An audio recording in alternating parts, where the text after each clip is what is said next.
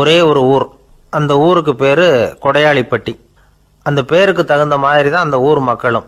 யார் வந்து என்ன கேட்டாலும் இல்லைன்னு சொல்லாம கொடுப்பாங்க. கொடையாளிகள் நிறைந்த ஊர். இனாமா மட்டும் இல்லை, கடனாவும் பணம் கொடுப்பாங்க. யாருக்காவது அவசரமாக பணம் தேவைப்பட்டதுன்னு வச்சுக்கோங்க, அந்த ஊருக்கு போய் வாங்கிக்கலாம். பத்திரம் தேவையில்லை, சாட்சி தேவையில்லை, ஜாமீன் தேவையில்லை, எந்த உத்தரவாதமும் கேட்காம பணம் கொடுத்துருவாங்க. நம்மளால் ஒருத்தனுக்கு பணம் தேவைப்பட்டது. சொந்த பந்தமெல்லாம் கேட்டு பார்த்தா யாரும் கொடுக்குற வழியாக தெரியல. எல்லாரும் அவங்கவுங்க சௌரியத்தை பார்க்குறவங்க, அடுத்தவங்க சௌரியத்தை பற்றி கவலைப்படாதவங்க. இவன் எல்லாரையும் கேட்டு பார்த்துட்டு சோர்ந்து போய் உக்காந்துட்டான். அந்த நேரம் தான் கொடையாளிப்பட்டியை பற்றி கேள்விப்பட்டான். அப்படி ஒரு ஊர் இருக்கிறது தெரிஞ்சதும் அந்த ஊருக்கு வழி கேட்டுக்கிட்டு ஒரு நாள் புறப்பட்டு போனான். வயல்காட்டு வழியாக போக வேண்டியிருந்தது. மெதுவாக நடந்து ஊர் எல்லைக்கு வந்துட்டான். 2 பக்கமும் விவசாய வேலைகள் மும்முரமாக நடந்துக்கிட்டு இருக்குது. ஏர் உழுதுகிட்டு இருக்கிறாங்க. அப்போ அங்கே ஒரு ஆளை பாம்பு கடிச்சுட்டுது. பக்கத்தில் வேலை செஞ்சுக்கிட்டு இருந்தவங்க ஓடி வந்தாங்க. அவசரமாக செய்ய வேண்டிய முதல் உதவியெல்லாம் செஞ்சு பார்த்தாங்க. பலன் இல்லை. அந்த ஆள் செத்து போட்டான்.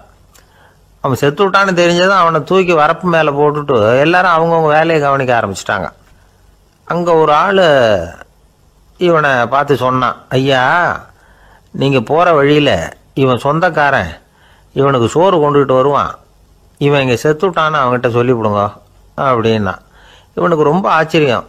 என்னடா இது, பாம்பு கடிச்சுட்டுதுன்னதும் பதறி அடிச்சுக்கிட்டு ஓடி வந்தாங்க, செத்து விட்டான்னதும் பேசாமல் தூக்கி போட்டுட்டு போயிட்டாங்க அப்படின்னு நினச்சிக்கிட்டே நடந்து போகிறான். எதிரில் சோறு கொண்டுகிட்டு ஒரு ஆள் வந்தான். இவன் விவரத்தை சொன்னான். அங்கே அவங்க சொந்தக்காரன் பாம்பு கடிச்சு செத்து போட்டான் அப்படின்னா. அவன் கொஞ்ச நேரம் அமைதியாக நின்னான். அதுக்கப்புறமா அங்கேயே வரப்பில் உட்காந்து கொண்டுகிட்டு வந்த சோத்தை தானே சாப்பிட்டு முடித்தான். பேசாமல் எழுந்திரிச்சு திரும்பி போயிட்டான். கொஞ்சம் கூட பதறல, அழலை. இப்படியும் ஒரு ஊரா அப்படின்னு நினச்சி ஆச்சரியப்பட்டுக்கிட்டே இவன் ஊருக்குள்ளே போனான். ஒரு பெரிய மனுஷனை பார்த்து பணம் கேட்டான். அவரும் இவனோட பேரையும் ஊரையும் மட்டும் விசாரிச்சுக்கிட்டு தேவையான பணத்தை கொடுத்துட்டார்.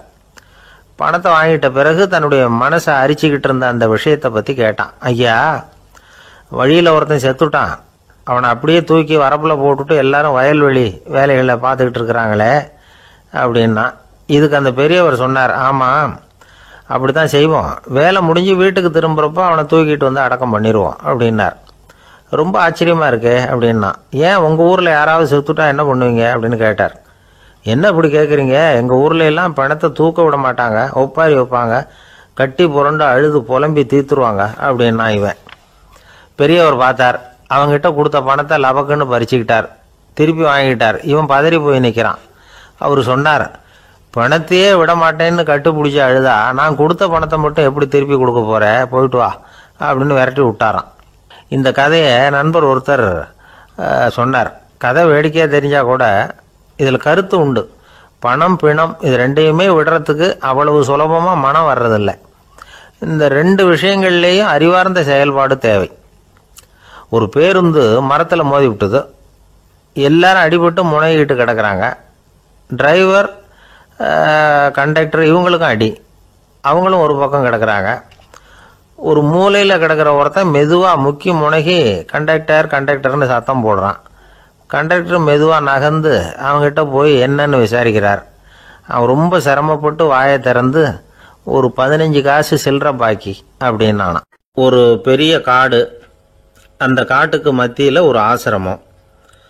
அங்கே ஒரு முனிவர் இருந்தார். பல இடங்கள்லேருந்து வர்ற குழந்தைகளுக்கு அவர் வந்து பாடம் சொல்லி கொடுத்துக்கிட்டு இருக்கிறார். ஏழை பணக்காரர் அப்படிங்கிற வித்தியாசம்லாம் கிடையாதுங்க. எல்லாரும் அவர்கிட்ட தங்கள் பிள்ளைகளை வந்து அனுப்பி வச்சாங்க. மன்னர்களுடைய பிள்ளைங்க கூட அங்கே அவர்கிட்ட தான் படிக்கிறதுக்கு வருவாங்க. ஆனால் அந்த முனிவரை பொறுத்த வரைக்கும் எல்லா பிள்ளைங்களும் ஒன்று தான். இது யார் வீட்டு பிள்ளைன்னெல்லாம் பார்க்க மாட்டார். எல்லாரும் சமம். மாணவர்கள்லாம் அங்கேயே மாத கணக்கில் வருஷ கணக்கில் தங்கி இருந்து பாடம் கற்றுக்கிட்டு போகிறது வழக்கம். அவராக பார்த்து போன்னு சொல்கிற வரைக்கும் அங்கேயே இருக்கணும், படிக்கணும். குருகுல வாசம். ஒரு சமயம் ஒரு ராஜகுமாரனும் அவர்கிட்ட வந்து படிச்சுக்கிட்டு இருந்தான். அவனுக்கு ஒரு 15 வயசு இருக்கும். சில வருஷம் கழித்து இந்த முனிவர் தன்கிட்ட இருக்கிற மாணவர்களுக்கெல்லாம் பரீட்சை வச்சார். அவங்களுடைய அறிவு முதிர்ச்சியை கணிக்கிறதுக்காக பல சோதனைகள்லாம் வச்சார். ஒவ்வொருத்தராக பார்த்து இனிமேல் நீங்கள் வந்து உங்கள் வீட்டுக்கு போகலாம் அப்படின்னு சொல்லி அனுப்பி வச்சுக்கிட்டு இருக்கிறார். எல்லாரும் போயிட்டாங்க. கடைசியாக மிஞ்சி இருந்தது ஒரே ஒரு மாணவன். அவனை மட்டும் வீட்டுக்கு அனுப்பல. யார் அந்த பையன் தெரியுமா? அவன்தான் அந்த ராஜகுமாரன். ராஜகுமாரனுடைய தந்தைக்கு, அதுதான் இந்த ராஜாவுக்கு, அங்கே வயசு ஏறிக்கிட்டே போகுது. என்ன இது படிக்க போன பையன் இன்னும் திரும்பி வரலையே அப்படின்னு நினைச்சார். வந்துட்டா சீக்கிரமா அவனுக்கு பட்டம் கட்டிவிட்டு நாம விலகிக்கலாமே அப்படின்னு நினைச்சாரு. கல்யாணம் வேற பண்ணி பார்க்கணும் பையனுக்கு. ஆனால் பையன் வர்ற வழியை காணும். ராஜா பார்த்தார். சரி, நேர்லேயே போய் என்னன்னு தெரிஞ்சுட்டு வந்துடுவோம் அப்படின்னு காட்டுக்கு புறப்பட்டார். அங்கே போய் முனிவரை பார்த்தார். முனிவர் இவரை அன்பாக வரவேற்று உட்கார வச்சார். அதுக்கப்புறம் ராஜா மெதுவா, எல்லாரையும் வீட்டுக்கு அனுப்பி வச்சுட்டீங்களாமே, ஏன் பிள்ளைய மட்டும் அப்படின்னு சொல்லி மெதுவாக இழுத்தார். முனிவர் இதுக்கு உடனே பதில் சொல்லலை. ராஜாவை கூப்பிட்டுட்டு போய் விருந்தினர் குடிசையில் தங்க வச்சார். அதுக்கப்புறம் சொன்னார், உங்கள் மகன் எல்லா பாடங்கள்லையும் முதல் இடம் வாங்கியிருக்கான். இப்படி முதலாவதாக வர்ற மாணவனுக்கு நாங்கள் இன்னொரு தேர்வு வைக்கிறது வழக்கம். அதுலேயும் அவன் முதலாவதாக வந்துட்டான்னா அவன் ஒரு பெரிய வித்வான் அப்படிங்கிற கௌரவத்தை அடைஞ்சிருவான் அப்படின்னார். அதாவது முனிவர் அப்படி சொல்கிறார். அப்படி சொல்லிவிட்டு போயிட்டார் அவர். ராஜா அங்கேயே தங்கிட்டார். ராத்திரி படுத்து தூங்கினார். காலையில் எழுந்திரிச்சு அந்த குடிசைக்கு வெளியில் வந்தார் பல்லு விளக்கறதுக்காக. அந்த சமயத்தில் தூரத்தில் ஒருத்தன் ஒரு கையில் கோடாலியை வச்சுக்கிட்டு தலையில் ஒரு பெரிய விறகு கட்டை சுமந்துக்கிட்டு வந்துக்கிட்டு இருக்கிறது மாதிரி தெரிஞ்சது. யாராவது விறகு வெட்டியாக இருக்கும் அப்படின்னு நினைச்சார் ராஜா. கிட்ட வந்ததும் உத்து பார்க்குறாரு. பார்த்தா அது தன்னோட புள்ள. திகைச்சு போயிட்டார். என்ன இது, ஒரு ராஜகுமாரனை கூட இது மாதிரி வேலையெல்லாம் செய்ய சொல்கிறாங்களே அப்படின்னு நினைச்சார். ராஜகுமாரன் விறகு கட்டை கொண்டுகிட்டு போய் கொல்லை பக்கம் வச்சான். அந்த சமயம் முனிவர் அங்கே வந்தார். என்ன மகனே, விறகு வெட்டிட்டு வந்துட்டியா? சரி, இப்போ ஒரு துடைப்பத்தை எடுத்துக்கோ, விருந்தினர் குடிசையின் வாசல் பக்கத்தை கூட்டி பெருக்கி சுத்தம் பண்ணு போ அப்படின்னார். அப்படியே செய்கிறேன் குருவே அப்படின்னு சொல்லிவிட்டு போனான். சுத்தம் பண்ண ஆரம்பிச்சிட்டான். ராஜா பார்த்தார் இதை. உடனே ஓடியாந்தார். மகனே, என்ன காரியம் பண்ணுற? துடைப்பத்தை கீழே போடுனார். இப்போ அந்த ராஜகுமாரன் சொல்கிறான், தந்தையே, இது என்னுடைய குருதேவரோட உத்தரவு. இங்கே நான் ஒரு மாணவன். இங்கே அரசனும் ஒன்று தான், ஆண்டியும் ஒன்று தான். குருதேவர் சொல்கிறத மறுக்காமல் செய்கிறது தான் எங்கள் கடமை அப்படின்னா. இந்த சமயம் முனிவர் அங்கே வந்தார். இவனை முதுகில் தட்டி கொடுத்தார். அப்புறம் ராஜா கிட்ட சொன்னார், அரசே, உங்கள் புள்ள எங்கள் கடைசி தேர்வுலையும் வெற்றி பெற்றுட்டான். பணிவு தான் மாணவர்களின் மிக உயர்ந்த குணம். குருநாதர் சொல்றது மனசுக்கு பிடிக்கலன்னா கூட மறுக்காம செய்யணும். அப்படி செய்யறதுனால எதை செய்யலாம் எதை செய்யக்கூடாது அப்படிங்கிற விவேகம் அவங்களுக்கு வந்துடும். செய்யக்கூடாததை கூட பெரியவங்க சொல்லிவிட்டா செஞ்சுதான் ஆகணும் அப்படிங்கிற பணிவு அவங்களுக்கு வந்துடும். இந்த குணம் வந்துட்டுதுன்னா அவங்க எத்தனை கடினமான வேலையா இருந்தா கூட ரொம்ப சுலபமா செஞ்சு முடிச்சிருவாங்க. தூக்கத்திலேயும் அப்புறம் துக்கத்திலேயும் தோண்டு போட மாட்டாங்க. இந்த பணிவும் விவேகமும் அவங்க கிட்ட மன உறுதியை ஏற்படுத்தும். அந்த உறுதி உங்க பையனுக்கு வந்தாச்சு. இனிமே அவனை நீங்க அழைச்சிட்டு போகலாம். அவன் நிச்சயமா பேரும் புகழும் பெறுவான் அப்படின்னாரு. ராஜா அவரை பார்த்து, குருதேவா, புரிஞ்சுக்கிட்டேன், என்னை மன்னிக்கணும் அப்படின்னாரு. அதுக்கப்புறம் மகனை அழைச்சிக்கிட்டு நாட்டுக்கு திரும்பி வந்துட்டார். இந்த கதையை இன்று ஒரு தகவலில் சொல்லுங்க சார், உங்க நிகழ்ச்சியில் சொல்லுங்க சார் அப்படின்னு சொல்லி மாணவர்கள் கேட்டா பணிவா இருக்கிறது எப்படி அப்படிங்கிறத புரிஞ்சுக்குவாங்க அப்படின்னு சொன்னார் ஒருத்தர்.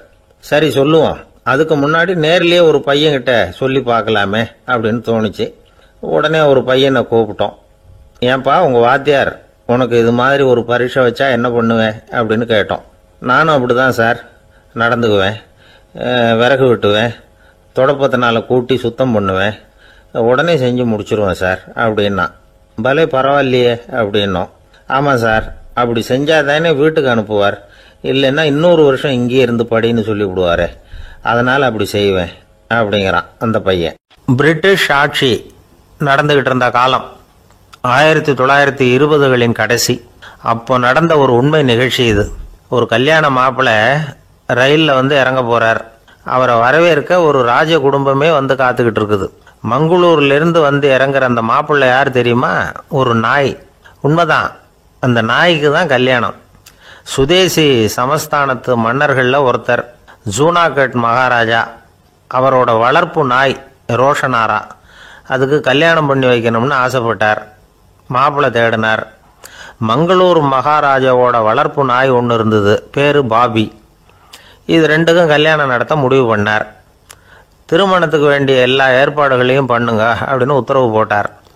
ஆயிரக்கணக்கான அழைப்புதழ்கள், பல சமஸ்தான மன்னர்கள், ஜமீன்தார்கள், பிரிட்டிஷ் அதிகாரிகள், பெரிய பணக்காரங்க, இப்படி நிறைய பேருக்கு அழைப்புதழ்கள் அனுப்பி வச்சாங்க. பத்திரிகையை பார்த்தவங்கெல்லாம் திகைச்சு போயிட்டாங்களாம். இருந்தாலும் என்ன பண்ணுறது, ராஜாவே அழைக்கிறார், போகாமல் இருக்க முடியுமா? அந்த சமயத்தில் நாட்டின் கவர்னர் ஜெனரலாக இருந்தவர் இர்வின் பிரபு, அவருக்கும் ஒரு பத்திரிகை போயிருக்குது. வாங்கி பார்த்ததும் அவருக்கு பயங்கர எரிச்சல். உடனே குப்பை தொட்டியில் போட்டுவிட்டாராம். மாட்சிமை தங்கிய பிரிட்டன் சக்கரவர்த்தியின் பிரதிநிதியான தன்னை கேவலம் ஒரு நாயின் திருமணத்துக்காக அழைக்கிறதா அப்படின்னு அவருக்கு ஆத்திரம். இருந்தாலும் கல்யாணம் பிரமாதமாக நடந்துதான். கல்யாணத்தன்னைக்கு பொண்ணுக்கு ஸ்பெஷல் குளியல், தண்ணீருக்கு பதிலாக வாசனை திரவியங்கள், பன்னீர், குளித்ததுக்கு அப்புறம் அலங்காரம், வைர மாலை, முத்து மாலை, ஏகப்பட்ட அலங்காரம்.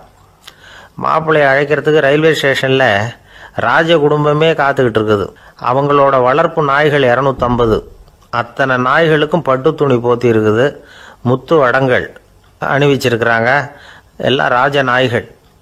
அதுகளையும் வீதியில் நடக்க விடலையாம். அதுகளை சுமந்துக்கிட்டு போக அலங்கரிக்கப்பட்ட யானைகள் காத்துக்கிட்டு இருக்குதான். மாப்பிள்ளைக்கு வரவேற்பு எப்படி தெரியுமா? அது நடந்து வர்ற பாதை பூரா ரத்தன கம்பளம் விரிச்சிருக்குது. 2 பக்கமும் ராஜாங்க அதிகாரிகள் கைகட்டி நிற்கிறாங்க. அரசு படை வீரர்கள் அணிவகுப்பு மரியாதை செலுத்துகிறாங்க. அந்த நாய் ராஜ மரியாதையோடு நடந்து வருது. நகையெல்லாம் போட்டுக்கிட்டு வருது. திருமண மண்டபத்துக்கு சேருது. அங்கே கல்யாணம் அமோகமாக நடக்குது. இந்த திருமணத்தை முன்னிட்டு அந்த ஜூனாகட் சமஸ்தானத்துக்கு 3 நாள் விடுமுறை வேறு. கல்யாணத்துக்கு வந்திருந்தவங்களுக்கெல்லாம் ஏக தடபுடலாக விருந்து, நாட்டியம் எல்லாம் பிரமாதமாக நடந்துதான். இந்த கல்யாணத்தில் கலந்துக்க வந்திருந்த மற்ற சமஸ்தானத்து மன்னர்கள், தீவான்கள், அரச குடும்பத்தினர், இப்படி அவங்க 700 பேராம். அவங்க போகிறதுக்காக விசேஷ ரயில்கள்லாம் வேற விட்டுருக்காங்க. கல்யாணம் முடிஞ்சதும் அந்த நாய் தம்பதிகளோட பெரிய பெரிய மன்னர்கள்லாம் ஒன்றா உட்காந்து சாப்பிட்டாங்களாம். ஏர் கண்டிஷன் அறையில் அந்த தம்பதிகள் கொஞ்ச காலம் வாழ்ந்துருக்கிறாங்க. கொஞ்ச நாளில் மாப்பிள்ளைக்கு மரியாதை குறைய ஆரம்பிச்சுட்டுது. வெளியில் துரத்தி விட்டாங்களாம். அந்த பெண் நாய் மட்டும் ராஜ போகங்களை அனுபவித்து வந்துதான். இந்த கல்யாணத்தை பார்த்துட்டு தொடர்ந்து மற்ற சமஸ்தானத்து மன்னர்களும் நாய் திருமணங்கள் நடத்த ஆரம்பிச்சுட்டாங்களாம். இது உண்மையில் நடந்திருக்குது. இப்படி அது இருக்கட்டும். இப்போ நம்ம கதைக்கு வருவோம். ஒரு ராஜாவுக்கு ரொம்ப நாள் கழித்து ஒரு குழந்தை பிறந்துதான். அரண்மனை ஜோசியரை கூப்பிட்டுருக்கார் ராஜா. ஜோசியரே, என் மகன் வருங்காலத்தில் சிறந்த வாழ் வீரனாக வரணும்னு ஆசைப்படுறேன். வருவானாங்கிறத கொஞ்சம் பார்த்து சொல்லுங்களேன் அப்படின்னாராம். ஜோசியர் சொன்னார், மன்னா, உங்கள் புள்ள வாழ் வீரனாக வர்றது கஷ்டம். ஆனால் அவரும் உங்களை மாதிரியே நாய்க்குட்டிகள் பேரில் பிரியமாக இருப்பார். அதுகளுக்கு கல்யாணமும் பண்ணி வைப்பார் அப்படின்னாராம். அது எப்படி கண்டுபிடிச்சிங்க அப்படின்னு கேட்டிருக்கார் ராஜா.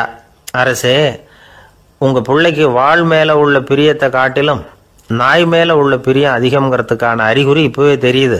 நல்லா கவனித்து பாருங்க. அவர் வாழ்னு கத்துறாரு அப்படின்னாரு. கவனித்து பார்த்துட்டு அப்படி எனக்கு காதில் விழலையே அப்படின்னாராம் மன்னர். அதனால தான் சொன்னேன், அவர் கத்துறது வாழ்னு கத்தலை, வள்ளுன்னு கத்திக்கிட்டு இருக்கார். அதனால தான் அப்படி சொன்னேன் அப்படின்னாராம் அரண்மனை ஜோசியர். உங்கள் பையன் எப்படி சார் இருக்கான் அப்படின்னு விசாரித்தார் ஒருத்தர். அவன் என்ன சார், எதை சொன்னாலும் காதில் வாங்க மாட்டேங்கிறான், அவன் பாட்டுக்கு போகிறான் வர்றான் அப்படின்னு சொல்லி அழுத்துக்கிட்டார் அப்பா. பெரியவங்க சொல்கிறத சின்ன பிள்ளைங்க கேட்கறது இல்லைங்கிறது ஒரு குறை. பெரியவங்க சொல்கிறது சின்ன பிள்ளைங்க காதலையே விழறது இல்லைங்கிறது ஒரு குறை.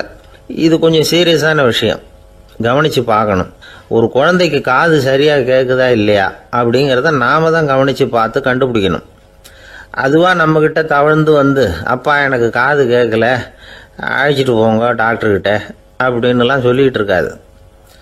அது சரி, ஒரு குழந்தைக்கு காது சரிவர கேட்குதா இல்லையா அப்படிங்கிறத முன்கூட்டியே நாம் தெரிஞ்சுக்கிறது எப்படி? அதுக்கு சில வழி இருக்குது. உங்கள் குழந்தைய கொஞ்சம் அப்படி கவனித்து பாருங்கள். அடிக்கடி ஜலதோஷம், காதில் அரிப்பு ஏற்படுதா, மூக்கு விரிவாகவும், அப்புறம் டான்சில், அடினாய்டு, சத அழற்சி, இது மாதிரி ஏதாவது இருக்கா, வாயிலிருந்து எச்சில் ஒழுகுதா, குழந்தை வாயினால் சுவாசிக்குதா, பற்கள் முன்னாடி தள்ளி வளருதா, இதெல்லாம் அதுக்கு அறிகுறி. அப்புறம் இந்த VBDF TH இப்படி இந்த ஒலிகள் சேர்ந்த வார்த்தைகளை குழந்தை சரியாக புரிஞ்சுக்காது. இப்போ உதாரணத்துக்கு பட்டுன்னு சொல்லு குழந்தை அப்படின்னீங்கன்னா அது வந்து கட்டுன்னு சொல்லும். அதாவது பட்டு சவுண்டை அதால் புரிஞ்சிக்க முடியல. அப்புறம் உங்கள் குழந்தை வந்து உங்களை உறக்க பேச சொல்கிறானா, அடிக்கடி கேள்வி கேட்குறானா, சாப்பிட்றப்போ கவனம் இல்லாமல் இருக்கானா, படிப்பில் போதுமான முன்னேற்றம் இல்லையா, வகுப்பில் சரியாக கவனிக்கிறது இல்லையா, இப்படிலாம் இருந்தால் ஆரம்பத்திலேயே டாக்டர்கிட்ட அழைச்சிட்டு போய் சிகிச்சையை வந்து ஆரம்பிச்சுடலாம், குணப்படுத்தி விடலாம். குழந்தைக்கு காது சரியாக கேட்கலன்னா நீங்கள் செய்ய வேண்டியது என்ன தெரியுமா? அவனுக்கு காது கேட்கலேங்கிறதுக்காக அவன் முன்னாடி சத்தம் போட்டு பேசக்கூடாது. மெதுவாக சீராக பேசணும், அவனை பார்த்து பேசணும். உங்கள் உதட்டு அசைவுகள் வந்து அவனுக்கு உதவும், அதை பார்த்தே புரிஞ்சுக்குவான். நீங்கள் வாயில் வெத்தலை பாக்கு போட்டுக்கிட்டோ புகை பிடிச்சிக்கிட்டோ பேசக்கூடாது. அப்படி பேசினா அவனால் அந்த உச்சரிப்பை சரியாக புரிஞ்சிக்க முடியாது. ஒரு வார்த்தையை சொல்கிறீங்க, அவனுக்கு புரியல அப்படின்னா அதே வார்த்தையை மறுபடியும் சொல்லணும். அவனுக்கு நீங்கள் முதல்ல சொன்ன வார்த்தை புரியலேன்னு நினச்சிக்கிட்டு மறுபடியும் திருப்பி சொல்கிறப்போ அதே அர்த்தம் வரக்கூடிய வேறு வார்த்தையை சொல்லக்கூடாது. இப்படிலாம் நடந்துக்கிட்டா அவனுக்கு வந்து மன திடத்தை ஏற்படுத்த முடியும். இல்லைன்னா அவனுக்கு வந்து தாழ்வு மனப்பான்மை வந்துடும். குழந்தைக்கு காது கோளாறுன்னா ஆரம்பத்திலேயே டாக்டர்கிட்ட அழைச்சிட்டு போனால் போதும், குணப்படுத்தி விடலாம். அப்புறம் பார்த்துக்கலாமே அப்படின்னு அலட்சியமாக இருந்துட்டா தான் கஷ்டம். சில பேர் கோபத்தில் சின்ன பிள்ளைங்க காதை பிடிச்சி திருகிறது உண்டு. இது ரொம்ப தப்பு. காது கையோடு வந்துட்டா என்ன பண்ணுறது? ஒரு வேடிக்கை கதை, அது கதை தான், நிஜமாக நடந்ததில்லை, அது மாதிரி நடக்கவும் நடக்காது. ஒரு வேடிக்கைக்காக சொல்லப்படுற கதை. அதாவது ஒரு வீட்டில் அப்பா வந்து அம்மாவை பார்த்து சொல்லிகிட்டு இருக்கார், இதை பாரு, நாளைக்கு காலையில் என்னை சீக்கிரம் எழுப்பி விட்டுரு, நான் செங்கல்பட்டு வரைக்கும் போயிட்டு வர வேண்டியிருக்கு அப்படின்னாராம். இதை அவங்க பையன் காதில் வாங்கிட்டு இருக்கான். அப்பாவுக்கு சிரமம் வேண்டாமே அப்படின்னு நினச்சி அவனே காலையில் யாருக்கும் தெரியாமல் எழுந்திரிச்சு புறப்பட்டு செங்கல்பட்டு போட்டான். சாயந்தரமாக திரும்பி வந்தான். அப்பா பையனை காணாமல் அலமோதிக்கிட்டு இருக்கிறார். சாயந்தரமாக பையனை பார்த்ததும் எங்கடா போயிட்டு வந்தேன்னு கேட்டார் கோவமா. செங்கல்பட்டுக்கு போயிட்டு வந்தேப்பா, நீ வேணா அலைய வேண்டாமேன்னு அப்படின்னா. எதுக்கடா போனேன்னு அதட்டினார். அதான்ப்பா, நீ நேற்று வந்து அம்மா கிட்ட சொல்லிக்கிட்டு இருந்த, அதை காதில் வாங்கினேன், உனக்காக நான் போயிட்டு வந்தேன் அப்படின்னா. உடனே எந்த காதில் வாங்கினேன் அப்படின்னு சொல்லி காதை பிடிச்சி திருகினார். அந்த காது கையோடு வந்துட்டுது. இது நடந்து கொஞ்ச நாள் கழித்து அந்த அப்பாவும் பையனும் கடத்தெருவில் போய்கிட்டு இருக்கிறாங்க. எதிரில் ஒரு நாய் ஓடி வந்தது. அதுக்கு 2 காதும் இல்லை. என்ன இது, இந்த நாய்க்குட்டிக்கு 2 காதும் இல்லை அப்படின்னார் அப்பா. அதுக்கு பையன் சொல்கிறான், அப்பா அது 2 தடவை செங்கல்பட்டுக்கு போயிட்டு வந்துடுவோம் அப்படின்னானா. ஒரு அப்பாவுக்கு 2 பிள்ளைங்க. மூத்தவன் ரொம்ப அடக்கம், அப்பா எது சொன்னாலும் கேட்பான், பெரியவங்களுக்கு கீழ்ப்படிஞ்சு நடப்பான். இளையவன் அப்படி இல்லை, தான் நினச்சதை தான் சொல்லுவான், செய்வான். அடுத்தவங்க சொல்கிறத கேட்க மாட்டான், அடங்கி நடக்க மாட்டான். இந்த 2 பேரில் யாரை வந்து உங்களுக்கு பிடிக்கும்? பெரியவனை தான் பிடிக்கும், ஏன்னா அவன் தான் சொல்கிற பேச்சை கேட்குறவன் அப்படின்னு சொல்லுவீங்க. ஆனால் ஒரு ஞானி என்ன சொல்கிறார் தெரியுமா? ஒரு குழந்தை அதன் அறிவுக்காக மதிக்கப்பட வேண்டுமே தவிர அதனுடைய கீழ்ப்படியும் தன்மைக்காக அல்ல அப்படிங்கிறார். நம்ம குழந்தைகளை வந்து சுயமாக சிந்திக்கிறதுக்கு நாம் விடுறதில்ல, மற்றவங்களை பார்த்து காப்பி அடிக்கிறதுக்கு தான் நாம் அவங்களுக்கு கற்றுக் கொடுக்குறோம். புகழ்பெற்ற மனிதர்கள் சிலருடைய பேரை சொல்லி நீயும் அவர் மாதிரி ஆகணும், இவர் மாதிரி ஆகணும் அப்படின்னு சொல்லிகிட்டே இருக்கிறோம். குழந்தைகள் வந்து தங்களுடைய தனித்தன்மையை வளர்த்துக்கிறதுக்கு நாம் தடையாக இருக்கிறோம். ஒரு குழந்தைகிட்ட அனாவசியமாக வந்து நம்பிக்கையை வளர்த்துடக்கூடாது, எந்த கோட்பாட்டையும் திணிக்கக்கூடாது. நாம் ஏற்கனவே அர்த்தமில்லாத கருத்துக்களையும் கொள்கைகளையும் மனசில் போட்டு நிரப்பி வச்சிருக்கிறோம். இந்த உலகத்துக்கு புதுசாக வந்து சேர்ந்திருக்கிற ஒரு குழந்தையின் தூய்மையான மனசில் நம்ம கருத்துக்களை அறிமுகம் செய்ய அல்லது திணிக்கிறதுக்கு நமக்கு எந்த அதிகாரமும் கிடையாது. ஒரு குழந்தைய நீ இந்த மதத்தை சேர்ந்தவன் அப்படின்னு பிறந்ததுமே ஒரு முத்திரை குத்தி விடுறோம். இது அதோட சுதந்திரத்தை ஆரம்பத்திலேயே கிள்ளி எறிகிறது மாதிரி தான். நீங்கள் ஒரு மதத்தின் வழிமுறைகளை கடைப்பிடிச்சிக்கிட்டு வர்றீங்க, அந்த வழியில் போய்கிட்டு இருக்கிறீங்க, சரி, அதனால் போகிறீங்க. அதுக்காக உங்கள் குழந்தையையும் அதே வழியில் தான் வரணும் அப்படின்னு கட்டாயப்படுத்துறதுக்கு உங்களுக்கு என்ன உரிமை இருக்குது? அந்த குழந்தை சுயமாக சிந்திச்சு ஒரு முடிவுக்கு வரட்டுமே, அதுக்கு நீங்கள் ஏன் தடையாக இருக்கிறீங்க? நமக்கு உண்மையிலேயே நம்ம குழந்தை மேல அன்பு இருந்தா இது மாதிரி திணிப்பு வேலைகளை செய்யக்கூடாது. திணிப்பு வேலைகளிலிருந்து குழந்தைகளை காப்பாத்தினா போதும். அதுதான் ரொம்ப முக்கியம். அடுத்த தலைமுறை அற்புதமான தலைமுறையா உருவாகும். நாம தான் சாதி மத சங்கடங்கள்ல மாட்டிக்கிட்டு தவிக்கிறோம். அவங்களாவது சாதி மத வேறுபாடு இல்லாத சமுதாயத்தை பார்க்கட்டுமே, அந்த சௌகரியங்களை அனுபவிக்கட்டுமே. அதுக்கு நாம என்ன செய்யணும்னா ஒன்றும் செய்யாம இருந்தா போதும். ஒரு குழந்தைகிட்ட நம்ம கருத்தை திணிக்கும் பொழுது என்ன ஆகுது தெரியுமா? அது அவனை அவங்கிட்ட இருந்தே அப்புறப்படுத்தி விடுது. அவனுடைய தனித்தன்மையை அழிச்சுடுது. அவனை ஒரு எல்லைக்குள்ள திணிச்சுடுது. இதெல்லாம் அன்புங்கிற பேரால பெற்றோர்கள் செய்கிற தப்பு. இதெல்லாம் கேட்டுக்கிட்டு இந்த காலத்தில் அப்பா ஒருத்தர் சொன்னார், நான் கருத்துக்களை எல்லாம் என் பையன்கிட்ட திணிக்கிறது இல்லைங்க, ஆனால் அதிகமாக சாப்பிட சொல்லி கட்டாயப்படுத்துவேன் அப்படின்னார். உங்கள் வீட்டு சமையல் அவ்வளவு நல்லா இருக்குமான்னு கேட்டாங்க. நல்லா இருந்தால் நான் ஏன் அவனை சாப்பிட சொல்லி கட்டாயப்படுத்த போகிறேன் அப்படின்னார். ஒரு ஊரில் ஒரு மன்னன் இருந்தான், கொடுங்கோல் மன்னன். நிறைய தொந்தரவு பண்ணிக்கிட்டு இருந்தான். அவன் ஒரு தடவை என்ன பண்ணான் தெரியுமா? ஒரு தப்பும் பண்ணாத ஒரு இளைஞனை பிடிச்சி ஜெயிலில் அடைச்சுட்டான். அந்த பையனோட சொந்தக்காரங்கள்லாம் ராஜா கிட்ட போனாங்க. அவன் ஒரு தவறும் பண்ணலை, அவனை விடுதலை பண்ணுங்க அப்படின்னு கெஞ்சி கேட்டுக்கிட்டாங்க. மன்னன் யோசனை பண்ணான். அந்த இளைஞனை கூப்பிட்டுக்கிட்டு வர சொன்னான். அவனை கொண்டாந்து ராஜா முன்னாடி நிறுத்தினாங்க.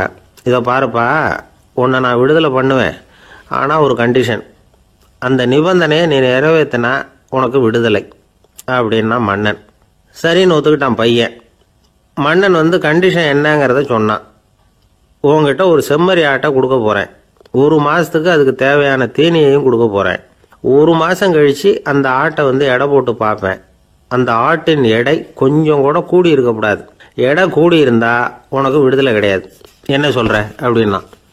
பையனுக்கு ஒன்றும் புரியல, பயமாக போயிட்டுது. குழம்பிக்கிட்டே நின்றுக்கிட்டு இருக்கிறான். சரி, ஒரு நாள் டைம் தரேன், நல்லா யோசனை பண்ணி பார்த்துட்டு நாளைக்கு உன் முடிவை சொல்லு அப்படின்னா மன்னன். பையன் கவலையோடு வெளியில் வந்தான். அங்கே ஒரு பெரியவர் நின்றுக்கிட்டு இருந்தார். அவர்கிட்ட விஷயத்தை சொன்னான். அந்த பெரியவர் இந்த பையனுக்கு காதோட காதாக ஒரு வழியை சொல்லி கொடுத்தார். அதை கேட்டதும் பையன் மறுபடியும் மன்னன் முன்னாடி நின்னா, உங்கள் நிபந்தனையை ஏற்றுக்கிறேன்னு சொன்னான். மன்னன் ஒரு ஆட்டுக்குட்டியையும் அதுக்கு 1 மாதத்துக்கு தேவைப்படுற தீவனத்தையும் கொடுக்கும்படியாக உத்தரவு போட்டான். கொடுத்தாங்க, ஓடிட்டு போயிட்டான்.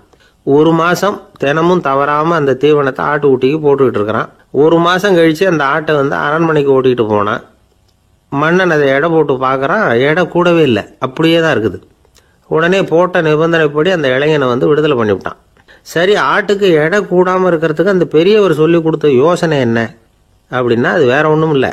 அந்த ஆட்டுக்கு எதிரில் அது கண்ணில் படுற மாதிரி ஒரு ஓநாயை கட்டி போட சொன்னார். அவ்வளவுதான். ஆட்டுக்கு ஓநாய்ங்கிறது பிறவி பகை. ஓநாயை பார்த்தா ஆடு நடுங்க ஆரம்பிச்சிரும், அவ்வளவு பயம். தினமும் அந்த ஆடு பயந்துகிட்டே தேனி சாப்பிட்டுது, எடை கூடல. அதுதான் ரகசியம். இது சின்ன பிள்ளைங்களுக்கான ஒரு கதை. இதிலிருந்து தெரிஞ்சுக்க வேண்டிய உண்மை என்னன்னா, நாமெல்லாம் சாப்பிட்றப்ப மனசும் உடம்பும் அமைதியா இருக்கணும். அப்பதான் அது உடம்புல ஒட்டும். அவசரத்திலையும் பயத்திலையும் சாப்பிட்டா அது சரியா ஜீரணமாகாது. இன்னொரு ராஜா இருந்தார். அவரும் ஒரு இளைஞனை ஜெயிலில் அடைச்சி விட்டார். விடுதலை பண்ணணும்னா ஒரு கண்டிஷன்னார். என்னன்னு கேட்டான். ஒரு ஆட்டுக்குட்டியை அவன் முன்னாடி கொண்டாந்து நிறுத்துவேன், நீ அதுகிட்ட ஒரு கேள்வி கேட்கணும், அதுக்கு சரியான பதிலை சொல்லணும். அப்படி செஞ்சுட்டா உனக்கு விடுதலைன்னார். இளைஞன் யோசனை பண்ணி பார்த்தான்.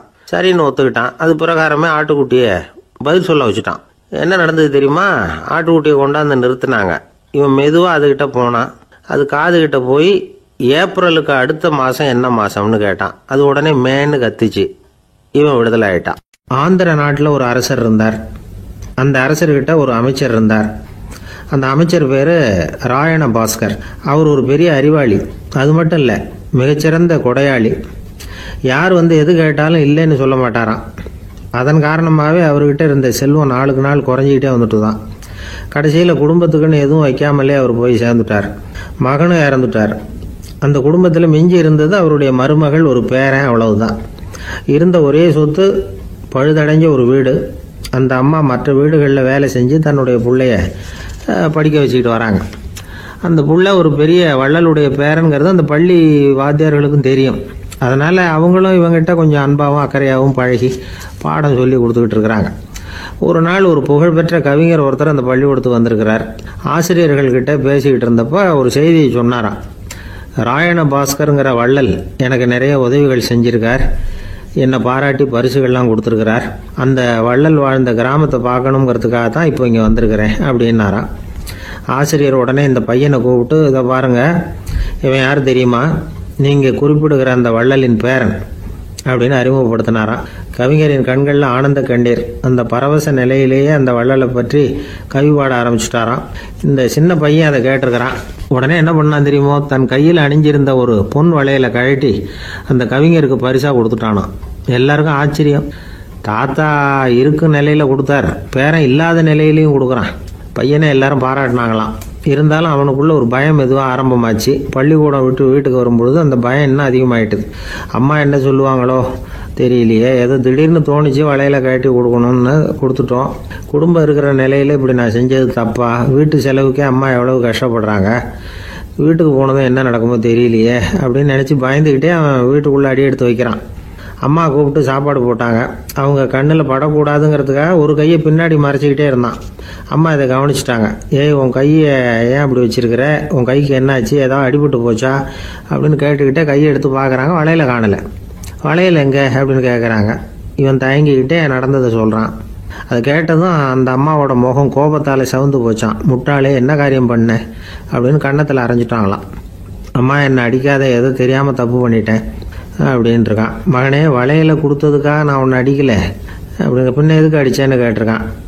உன் பாட்டனார் ஒரு பெரிய வள்ளல், அவர் எதையும் பாதி வேலையை செய்யறதில்ல, அவருடைய பேரை நீ அரைகுறை வேலை செஞ்சுட்டு வந்திருக்கிற அப்படின்னாங்களாம். என்னம்மா சொல்கிறேன் இருக்கான். நீ ஒரே ஒரு வளையலை மட்டும்தானே கழட்டி கொடுத்துருக்குற, கொடுக்கறதா இருந்தால் ரெண்டையும் சேர்த்துல கொடுத்துருக்கணும், அதுதானே உங்கள் தாத்தாவுக்கு பெருமை அப்படின்னாங்களாம்.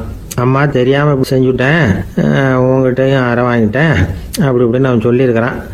இப்போ அம்மா கொஞ்சம் இருங்க, அந்த கவிஞர் இன்னைக்கு நம்ம ஊரில் தான் தங்கியிருப்பார், நாளைக்கு காலையில் தான் அவர் எங்கே இருக்காருன்னு விசாரித்து இன்னொரு வளையலையும் கொடுத்துட்றேன் அப்படின்ட்டுருக்கான். மகனே, நல்ல செயல்களையெல்லாம் நாளைக்குன்னு ஒத்தி போடாத, நாளைக்கு என்ன நடக்குங்கிறது யாருக்கு தெரியும், இப்போவே போ, எங்கே இருக்காருன்னு பாரு அப்படின்ட்டுருக்காங்க. மகன் புறப்பட்டான். பள்ளி ஆசிரியர்கிட்ட போய் கேட்டானான் அந்த கவிஞர் எங்கே இருக்காருன்னு. அவர் சொன்னாராம். உடனே போய் அவர் இருக்கிற இடத்துல கதவை தட்டியிருக்கான். ராத்திரி நேரத்தில் இவனை கண்டதும் அவருக்கு ரொம்ப ஆச்சரியம். இவன் இன்னொரு கை வளையலையும் எடுத்து நீட்டியிருக்கான். அவர் திகைச்சு போய் நிற்கிறார். அவரால் என்ன பண்ணுறதுன்னே தெரியல. ஆனந்த கண்ணீர். இது பெரியவர்கள் கூற கேட்ட ஒரு வரலாறு. இன்னைக்கு இப்படிப்பட்டவங்களை பார்க்க முடியுமா? வறுமை வள்ளல் தன்மையை ஒன்று செய்து விடாதுங்கிறதுக்கு இது ஒரு உதாரணம். ஒருத்தன் இன்னொருத்தனை பார்த்து கேட்டானா, எங்கள் தாத்தா உங்கள் தாத்தாவுக்கு 100 ரூபா கடன் கொடுத்துருக்கிறார், அதை எப்போ திருப்பி கொடுக்க போகிறேன்னு. கவலைப்படாத, எங்கள் பேரன் அதை உங்கள் பேரன்ட்ட திருப்பி கொடுத்துருவான் அப்படின்னு நானான் அவன். எனக்கு வாழ்க்கையே வெறுத்து போச்சு சார் அப்படின்னு சொல்லிட்டு ஒருத்தர் வந்தார். கொஞ்ச நேரம் பேசினதுக்கு அப்புறம் அவர் அப்படி சொல்லியிருந்தா அதில் ஒரு அர்த்தம் இருந்திருக்கும். வர்றதுக்கு முன்னாடியே வாழ்க்கை வெறுத்து போச்சுன்னு சொல்லிட்டு வர்றார். என்ன சார் விஷயம்னு விசாரித்தோம். எங்கள் வீட்டில் தினம் 3 வேளையும் ஒரே மாதிரி சாப்பாடு சார், வித்தியாசமே கிடையாது. இப்படியே 3 மாசமாக சாப்பிட்டுக்கிட்டு இருக்கிறேன். அதை விட பட்டினி கிடந்து செத்துடலாம்னு தோணுது அப்படின்னார். ஒரு பெரியவர் சொன்ன தத்துவத்தை சொல்கிறதுக்கு ஆள் கிடைக்காம தவிச்சுக்கிட்டு இருந்தோம். இப்போ ஒருத்தர் கிடைச்சிட்டார். விட்டுலாமா? உடனே அவரை உட்கார வச்சு சொல்ல ஆரம்பிச்சிட்டோம். அதாவது நாம் அனுபவிக்கிற உணர்வுகளில் களிப்பு, மகிழ்வு, ஆனந்தம், இது 3க்கும் ஒன்றுக்கு ஒன்று வித்தியாசம் உண்டு. மேம்போக்காக பார்க்கறதுக்கு இது 3 ஒன்று மாதிரி தோணும். ஆனால் அது அப்படி இல்லை. களிப்புங்கிறது உடம்பை பொறுத்தது, மகிழ்வுங்கிறது மனசை பொறுத்தது, ஆனந்தம்ங்கிறது ஆன்மாவை பொறுத்தது. இப்படி இந்த 3 வகையான அந்த சுவைப்புகளின் தன்மையும் வேற வேற. இப்போ முதல்ல களிப்புங்கிறத எடுத்துக்குவோம். நம்ம புலன்களுக்கு களிப்பை தரக்கூடிய பொருள்களுக்கு சில விசேஷ குணம் உண்டு. அது எப்படின்னா, சீக்கிரமே சலிப்பை உண்டு பண்ணும். ஒருத்தர் அந்த பொருளை எடுத்துக்கிட்டா அது இன்னொருத்தருக்கு குறைஞ்சிரும். உணவு, உடை, இதெல்லாம் களிப்பை தரக்கூடிய பொருள்கள். இப்போ உதாரணத்துக்கு, ஒரு சாப்பாட்டு மேசையில் ஒரு பாத்திரத்தில் 10 இட்லி இருக்குது. அதில் ஒரு 2 இட்லியை நம்ம தட்டில் எடுத்து வச்சு சாப்பிட்றோம். நாம் சாப்பிட்ட அந்த இட்லி நிச்சயமாக எதிரில் உட்காந்துருக்கிறவருக்கு இல்லை, அவருக்கு உபயோகப்படாது. நாம் சாப்பிட்ட அதே இட்லியை அவரும் சாப்பிட முடியாது, அவர் வேற தான் எடுத்து வச்சுக்கணும். அது மாதிரி நாம் ஒரு சட்டையை எடுத்து போட்டுக்கிறோம். அதே சட்டையை அதே நேரத்தில் இன்னொருத்தர் போட்டுக்க முடியாது. புலன்களுக்கு களிப்பை தரக்கூடிய இது மாதிரி பொருள்கள்லாம் முதல் தடவை நமக்கு கொடுக்கற களிப்பை ரெண்டாவது தடவையும் கொடுக்காது. மூணாவது தடவை இன்னும் குறையும். கடைசியில் வெறுப்பாக மாறிடும். ஒவ்வொன்றா இட்லியை தொடர்ந்து சாப்பிட்றோம்னு வச்சுக்கோங்க, முதல் இட்லி தரக்கூடிய சுவையை 30வது இட்லி தராது. முதல் தடவை புது சட்டையை போட்டுக்கிறப்போ நமக்கு இருக்கிற களிப்பு அதே சட்டையை 100வது தடவையாக போட்டுக்கிறோம்னு வைங்க, அப்போ இருக்குமா? இருக்காது. இதுதான் களிப்பு. அதாவது சீக்கிரமே சலிப்பை தரக்கூடியது. ஒருத்தர் எடுத்துக்கிட்டா இன்னொருத்தருக்கு குறைஞ்சி போகக்கூடியது. ஆனால் மகிழ்ச்சிங்கிறது அப்படி இல்லை. ஒருத்தர் அனுபவிக்கிறதுனால இன்னொருத்தருக்கு குறைஞ்சி போகாது. இப்போ காலையில் சூரியன் உதயம் ஆகிறத பார்த்து சந்தோஷப்படுறோம், அதையே இன்னொருத்தரும் பார்த்து சந்தோஷப்படலாம். ஒரு நல்ல சங்கீதத்தை கேட்குறோம், ஒரு அழகான ஓவியத்தை ரசிக்கிறோம், நீங்கள் ரசிக்கிற அதே நேரத்தில் இன்னொருத்தரும் அதை ரசிக்கலாம். அதனால் அது குறைஞ்சி போகிறதில்ல.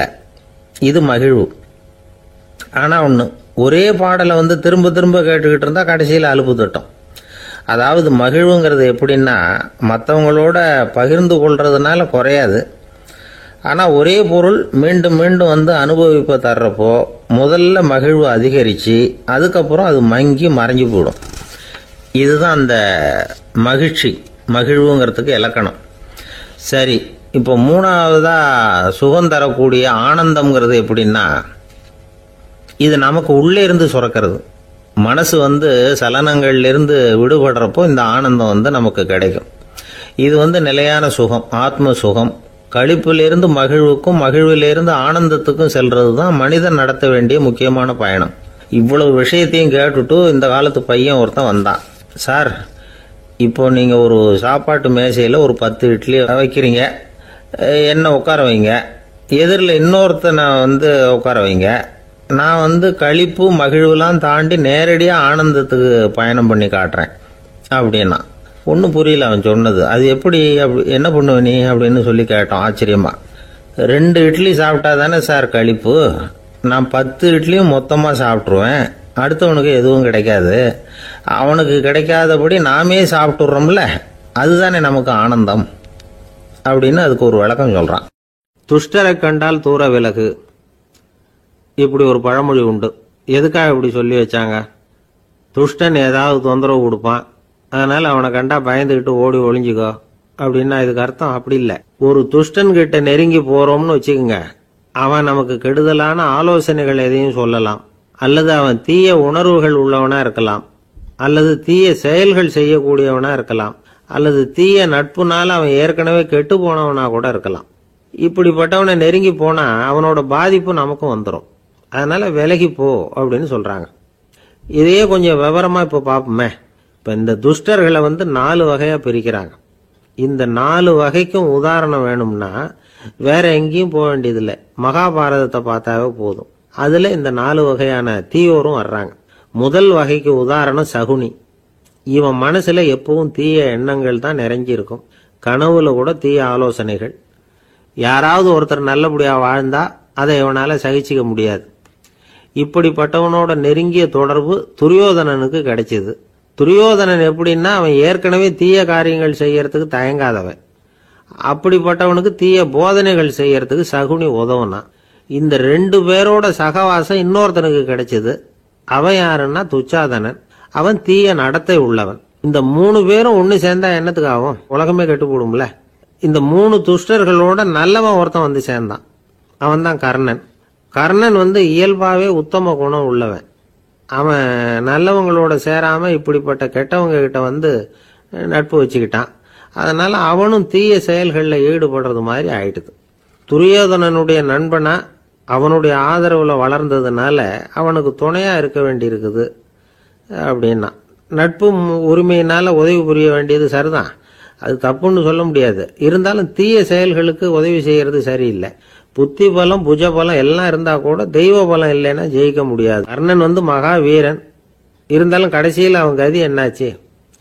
அவங்ககிட்ட எல்லா நல்ல குணங்களும் இருந்தது, இருந்தாலும் ஏன் இப்படி ஆச்சு?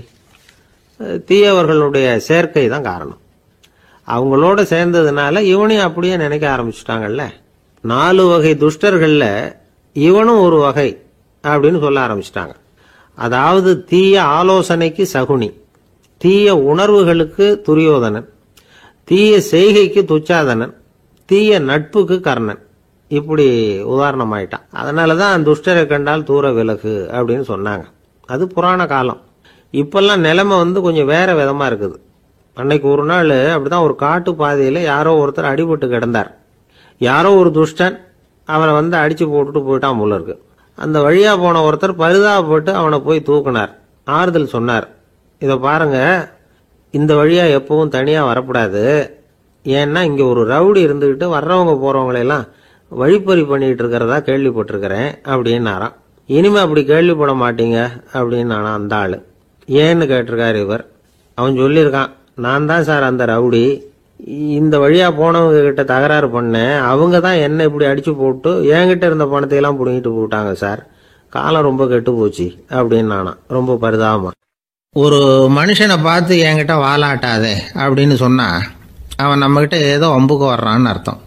ஒரு நாயை பார்த்து யாரும் என்கிட்ட வாலாட்டாதே அப்படின்னு சொல்றது இல்லை. ஏன்னா நாய் வாலாட்டுனா அது நம்ம கிட்ட தன்னுடைய நன்றியை தெரிவிக்கிறதாக நினைச்சுக்கிட்டு இருக்கிறோம். ஆனா அது அப்படி இல்லை அப்படின்னு சொல்றாங்க அது சம்பந்தமான நிபுணர்கள். ஒரு நாய் தன்னுடைய வாலை இந்த பக்கமும் அந்த பக்கமுமா இப்படியும் அப்படியும் ஆட்டிக்கிட்டு இருந்தா அது பதட்டத்துல கூட இருக்கலாம். நாய் நட்பா இருந்தாலும் வாலாட்டும், ஆத்திரத்துல இருந்தாலும் வாலாட்டும், கோபத்துல இருந்தாலும் வாலாட்டும், குழப்பத்துல இருந்தாலும் வாலாட்டும், மகிழ்ச்சியா இருந்தா கூட அது வாலாட்டும். அதை நாம தப்பா புரிஞ்சுக்கிட்டு அதுகிட்ட போய் மாட்டிக்க கூடாது. நாயை பத்தி எனக்கு நல்லா தெரியும் அப்படின்னு சொல்றவங்க கூட அதுகிட்ட கடி வாங்கிட்டு நிக்கிறது உண்டு. நிபுணர்கள் என்ன சொல்றாங்க தெரியுமா? எப்பவுமே நாய்கள் திடீர்னு கடிச்சு விடுறது இல்ல, கடிக்கிறதுக்கு முன்னாடி சில அறிகுறிகளை காட்டும். அதை சரியா புரிஞ்சுக்கிட்டோம்னா தப்பிச்சுக்கலாம். ஒரு வீட்டுக்கு போறீங்க, அங்க புதுசா ஒரு நாயை பாக்குறீங்க, உடனே அதுகிட்ட போய் குனிஞ்சு சிரிச்சுக்கிட்டே அது தலையில தட்டுறீங்க. இது ரொம்ப தப்பான். ஒரு நாய் இன்னொரு நாயை நேருக்கு நேர் பார்த்து பல்ல காட்டுனா அது தன்னுடைய தன்முனைப்பை காட்டுதுன்னு அர்த்தமா. உன்னை விட நான் பெரியவன் அப்படின்னு சொல்லுதுன்னு அர்த்தம். அதனால நீங்க அது மாதிரி கிட்ட போய் சிரிக்கிறோம் அப்படின்னு நினைச்சுக்கிட்டு பல்ல காட்டினா உங்களையும் எதிரியா நினைச்சிரும். இன்னொரு விஷயம் என்னன்னா, தலையில தட்டுனா நாய்க்கு பிடிக்காது. அது தன்னை அடக்கிறதாகவும் அச்சுறுத்துறதாகவும் நினைச்சுக்கிட்டு இருக்கும். சரி, அப்படின்னா புதுசா ஒரு இடத்துல அல்லது வீட்டில் நாய்க்குட்டியை பார்த்தா என்ன பண்றது? நீங்க சும்மா இருங்க, அதுவா கிட்ட வரட்டும். அதுக்கப்புறம் அதுகிட்ட கனிவா பேசுங்க. கண்ணம், மார்பு, தோல் இங்கெல்லாம் தட்டலாம், தப்பு இல்லையா? தலையில தான் தட்டப்படாதான். ஒரு நாய் உங்களை நோக்கி ஓடி வருது, நீங்களும் ஓடுனா அது துரத்த ஆரம்பிச்சிடும். அசையாம சில மாதிரி நின்றுடுங்க, அது கிட்ட வராது. அதுக்கு ஆர்வம் இல்லாமல் போயிடும். ஒரு தெருவில் சின்ன பிள்ளைங்க நிறைய பேர் விளையாடிக்கிட்டு இருக்கிறாங்க. அப்போ சில நாய்கள் அங்கே ஓடி வருது. எல்லாரும் ஓடினாங்க. அப்படி ஓடுறப்போ ஒரு பையன் கால் தடிக்க கீழே விழுந்துட்டான். என்னாச்சு தெரியுமா? துரத்திட்டு வந்த நாய்கள்லாம் கீழே விழுந்தவன ஒன்றும் செய்யல, அவன்கிட்டே போகல. ஓடிக்கிட்டு இருந்தாங்கல்ல பசங்க, அவங்கள துரத்திக்கிட்டு அவங்க பின்னாடி ஓடிச்சான். அதுதான் நாய்களுடைய சுபாவம். ஒரு நாய் நம்மளை நேருக்கு நேர் முறைச்சி பார்க்குதுன்னு வச்சுங்க, நாமளும் அதை முறைச்சி பார்க்கக்கூடாது. நாம் வேற பக்கம் எங்கேயாவது பார்க்க ஆரம்பிச்சிடணும். ஒரு நாய் கோபமாக இருந்ததுன்னா அதோட வால் உறுதியாக நேராக நிற்கும். ஒரு நாய் பணிந்து போனால் அல்லது பயந்து போனால் அது தன்னோட வாலை காலுக்கு நடுவில் வச்சுக்கும்.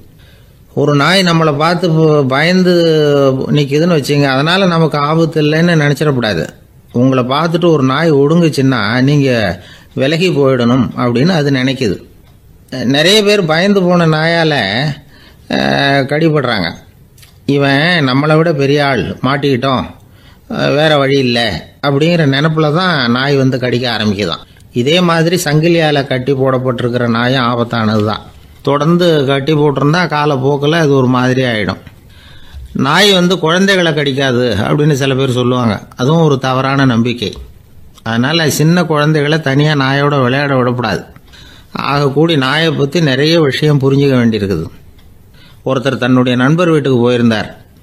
அவசியம் எங்கள் வீட்டில் சாப்பிட்டுட்டு தான் போகணும் அப்படின்னு ரொம்ப அன்பாக சொல்லிவிட்டார்.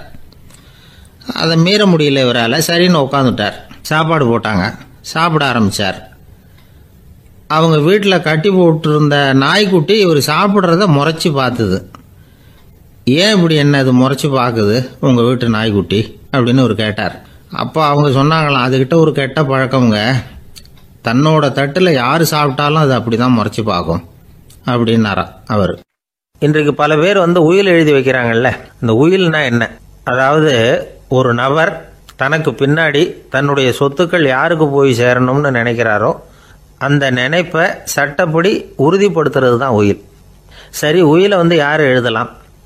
18 வயசு பூர்த்தியான யாரும் உயில் மூலமாக சொத்துக்களை விநியோகிக்கலாம். கண் பார்வை இல்லாதவங்க, காது கேளாதவங்க, வாய் பேச முடியாதவங்க, இவங்கெல்லாம் கூட உயில் எழுதி வைக்கலாம். புத்தி சுவாதீனம் இல்லாதவங்க கூட சில சமயம் புத்தி தெளிவாக இருந்தால் உயில் எழுதலாமா. குடிபோதையில் இருக்கிறவங்க, தாங்கள் என்ன செய்கிறோங்கிறது தெளிவாக அறிய முடியாதவங்க, நோய் நொடியில் இருக்கிறவங்க, இவங்கெல்லாம் உயில் எழுத முடியாது. ஒருத்தரை நிர்பந்தப்படுத்தி ஏமாற்றி அல்லது சுய நினைவில்லாத ஒருத்தர்கிட்ட எழுதி வாங்கி வைக்கிற உயில் செல்லாது. உயிலை இந்த முறையில் தான், இந்த படிவத்தில் தான் எழுதணும்னு சட்டத்தில் விதி எதுவும் கிடையாது. இதுக்கு முத்திரை கட்டணமும் கிடையாது. உயிலை வெற்று காகிதத்தில் எழுதலாம். அச்சடிக்கணும், டைப் அடிக்கணுங்கிற அவசியம் கூட இல்லை. கையாலேயே கூட எழுதலாம். எழுதி இருக்கிறது புரியணும், அவ்வளவுதான். குறைந்தபட்சம் 2 சாட்சிகளை வச்சுக்கிட்டு உயில் எழுதுகிறவர் அதில் கையெழுத்து போடணும். கையெழுத்து போட தெரியாதுன்னா இடது கை பெருவிரல் ரேகை வைக்கலாம். உயில் சாசனத்துக்கு சாட்சிகள் கையெழுத்து இல்லைன்னாலும் அது செல்லாது. அப்புறம் பிரிவிலேஜ்டு வில் அப்படின்னு இருக்கு, அதுக்கு மட்டும் சாட்சிகள் தேவையில்லை. அது என்னன்னா, இந்த விமானப்படை, கப்பல் படை அல்லது யுத்தத்தில் பணிபுரியும் நபர்கள் அவங்கெல்லாம் இருக்கிறாங்க இல்லையா, அப்படிப்பட்டவங்க எழுதுகிற உயில் அது. அதுக்கு சில விசேஷ சலுகைகள் உண்டு. ஒருத்தர் முதல்ல ஒரு உயில் எழுதி வைக்கிறார், அதுக்கப்புறம் மனசு மாறி போகுது, அது வேணாம்னு நினைக்கிறார், ரத்து செஞ்சுடலாம். அதுக்கப்புறம் வேற உயிலும் எழுதலாம். உயிரோடு இருக்கிற வரைக்கும் எத்தனை தடவை வேணும்னாலும் உயில் எழுதலாம். கடைசியாக எழுதப்பட்ட உயில் சட்டப்படி சரியாக இருந்தால் அதுதான் அமலுக்கு வரும். சரி, எழுதுகிற உயிலை ரகசியமாக வச்சிருக்கிறது எப்படி? இது ஒரு கேள்வி.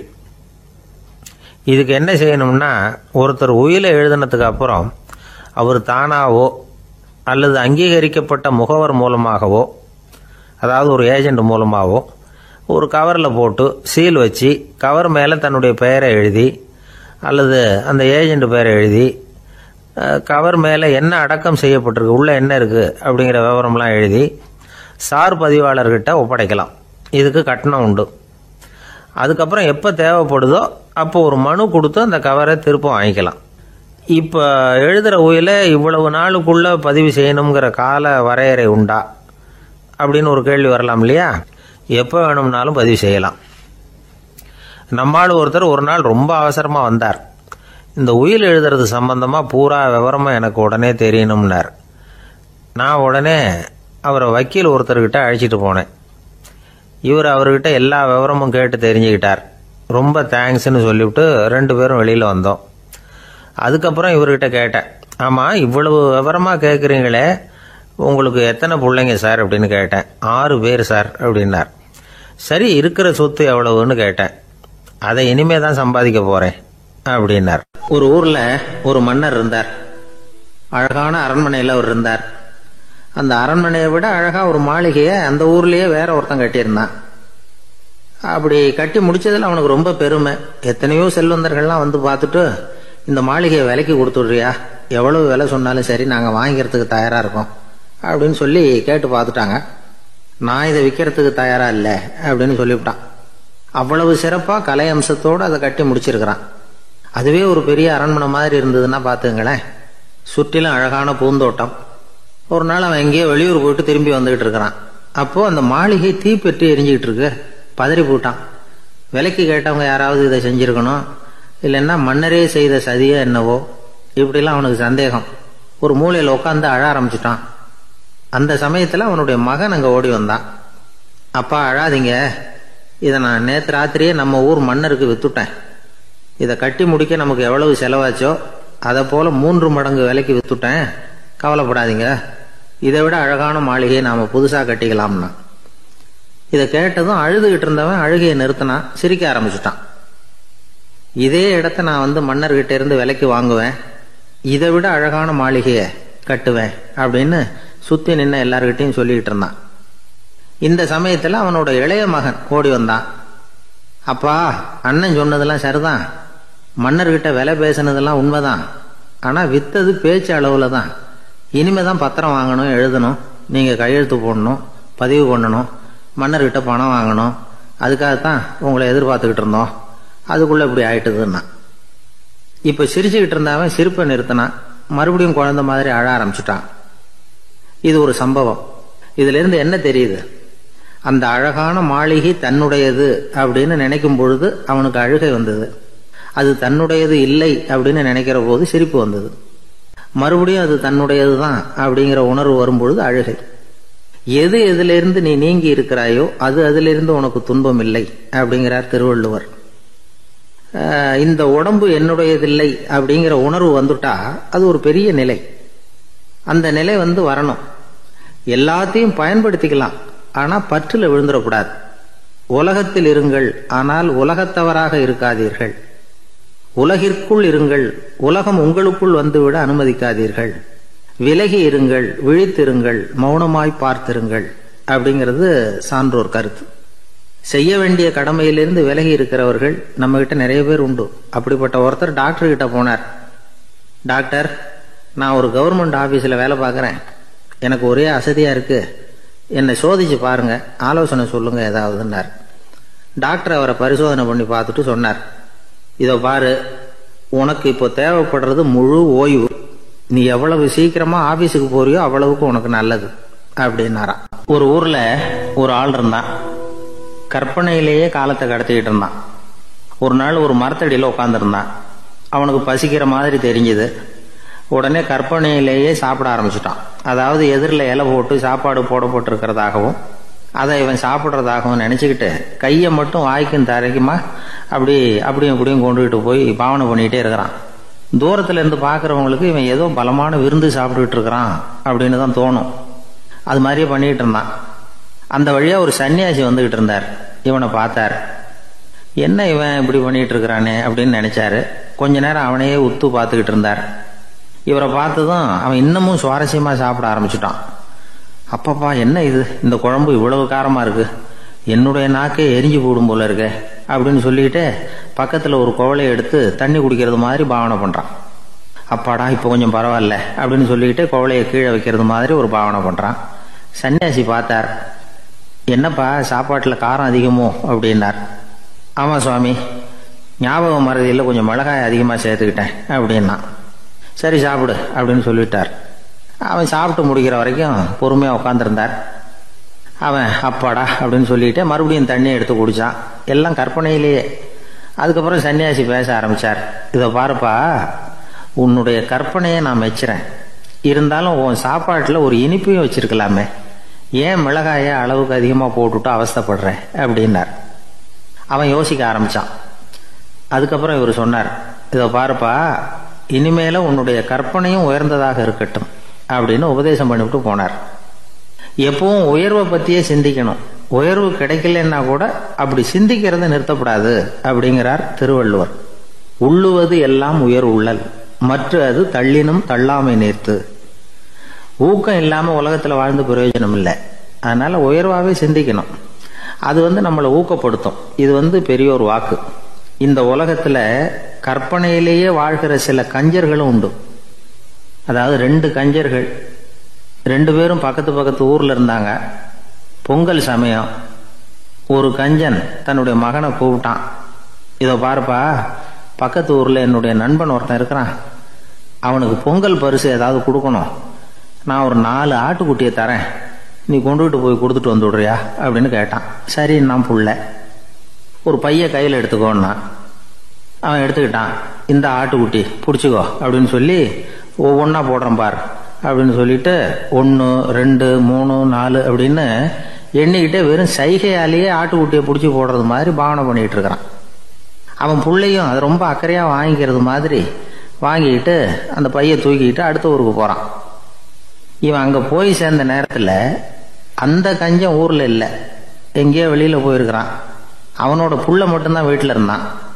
இவன் அவன்கிட்ட, இதை பாரு, எங்க அப்பா உங்க அப்பாவுக்கு ஆட்டுக்குட்டி கொடுத்து அனுப்பியிருக்கிறாரு, பிடிச்சிக்கோ அப்படின்னு சொல்லி பாவனையிலேயே ஒவ்வொன்னா எடுத்து அவன்கிட்ட கொடுத்துட்டான். அவனும் வாங்கிட்டான் வாங்கறது மாதிரி.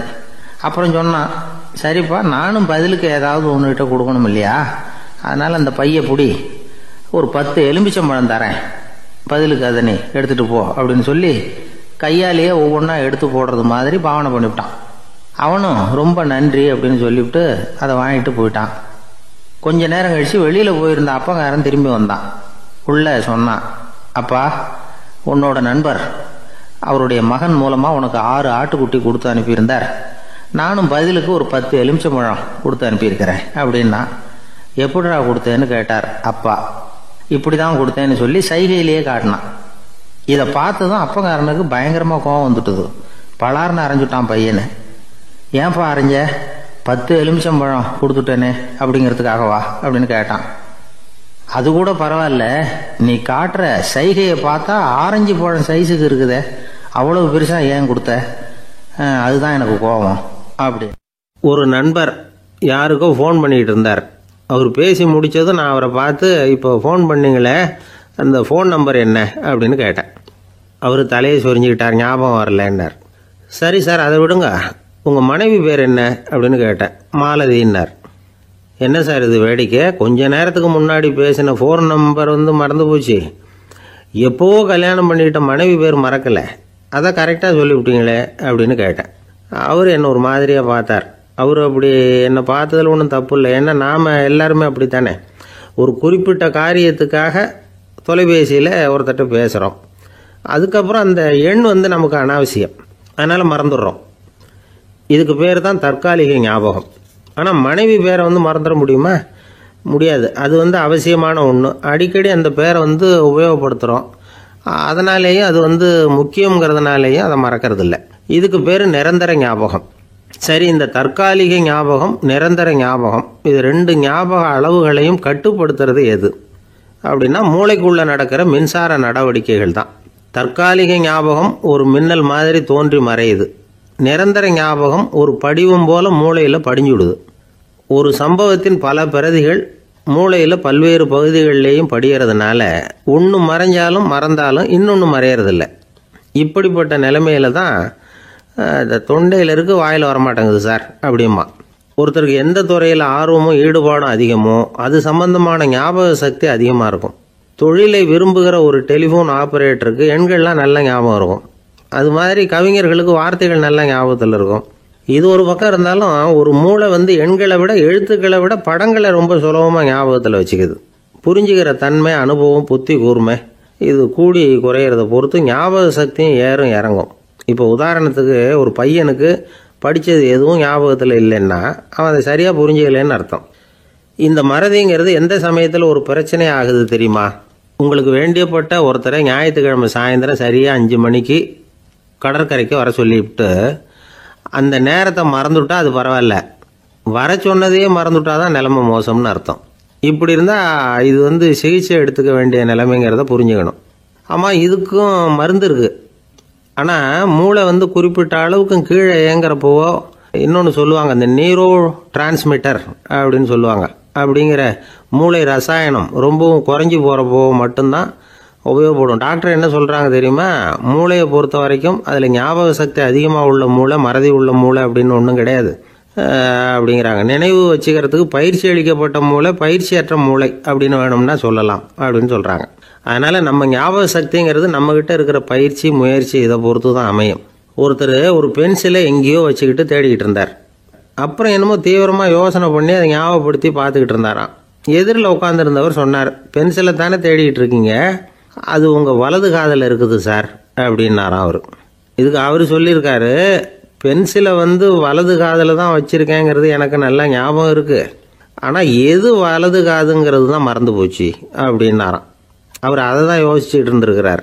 எனக்கு ஒரு உதவி செய்யணும் அப்படின்னு நம்மளை பார்த்து ஒருத்தர் கேட்குறாருன்னு வச்சுங்களேன், உடனே நாம் அவரை பார்த்து என்ன உதவின்னு கேட்போம். இதுதான் சராசரி மனிதர்களின் இயல்பு. ஆனால் ஒருத்தர் எனக்கு ஒரு உதவி செய்யணும் அப்படின்னு கேட்ட உடனே என்ன உதவின்னு கூட கேட்காம சரி செய்கிறேன் அப்படின்னு ஒத்துக்கிறது இருக்கு பாருங்கள், அது கொஞ்சம் அபூர்வம். அந்த காலத்தில் ஒருத்தர் இருந்தார். அவர் எப்படி தெரியுமா? உதவி கேட்குறவங்க நல்லவங்களா கெட்டவங்களா அப்படின்னு கூட பார்க்கல, தனக்கு நன்மையா தீமையா அப்படின்னு கூட பார்க்கல, உதவி செய்கிறேன்னு புறப்பட்டு விட்டார். அவர் யார் தெரியுமா? அவர் தான் நல சக்கரவர்த்தி.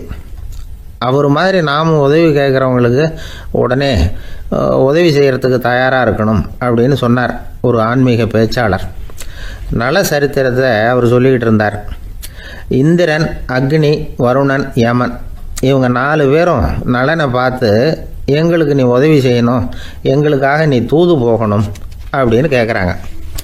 யாருக்கிட்ட தூது போகணும், என்ன காரியத்துக்காக போகணும் அப்படின்னு கேட்கணும்ல. நலன் அப்படி கேட்கவே இல்லை. உடனே சரின்னு ஒத்துக்கிறான். அதுக்கப்புறம் அவங்க விவரம் சொல்கிறாங்க, என்ன உதவி, யாருக்கிட்ட தூது போகணும் அப்படிங்கிற விவரத்தை சொல்கிறாங்க. நலனுக்கும் அப்புறம்தான் புரியுது, எந்த தமயந்தியை இவன் காதலிச்சானோ, எந்த தமயந்தின் சுயம்பரத்துக்காக இவன் போய்கிட்டு இருக்கிறானோ அந்த தமயந்தியை பார்த்து தங்களுக்காக அவகிட்ட வாதாடணும், பேசணும், தங்களில் ஒருத்தரை கல்யாணம் பண்ணிக்கும்படியாக கேட்கணும் அப்படின்னு அவங்க 4 பேரும் நலன்கிட்ட கேட்குறாங்க. இதை கேட்டதும் நலன் கொஞ்சம் கூட முகம் சுளிக்கலை, பதட்டப்படலை. நேராக தமயந்தி கிட்ட போகிறான். இந்திரன், அக்னி, வருணன், யமன் இவங்களோட சிறப்புகளை எடுத்து சொல்கிறான். இவங்களில் ஒருத்தரை கல்யாணம் பண்ணிக்கலாம் அப்படின்னு சொல்லி கேட்டுக்கிறான். ஆனால் இதுக்கு தமயந்தி சம்மதிக்கலை. சுயம்பரம் நடக்குது, அவள் நலனை தேர்ந்தெடுக்கிறாள். அந்த 4 பேரும் நலனுக்கு நிறைய வரங்கள்லாம் கொடுக்குறாங்க. அதுக்கப்புறம் இப்படி போகுது கதை. இதில் நாம் கவனிக்க வேண்டியது என்னென்னா, உதவின்னு கேட்ட உடனே என்ன உதவின்னு கேட்காம சரி செய்கிறேன்னு சொன்னான் பாருங்க, அதை கொஞ்சம் சிந்திக்கணும். செய்கிறேன்னு ஒத்துக்கிட்டதுக்கு அப்புறம் அது என்ன உதவின்னு தெரிஞ்சும் முகம் சுளிக்காமல் அதை செஞ்சான் பாருங்க, அதையும் கொஞ்சம் சிந்திக்கணும். நம்ம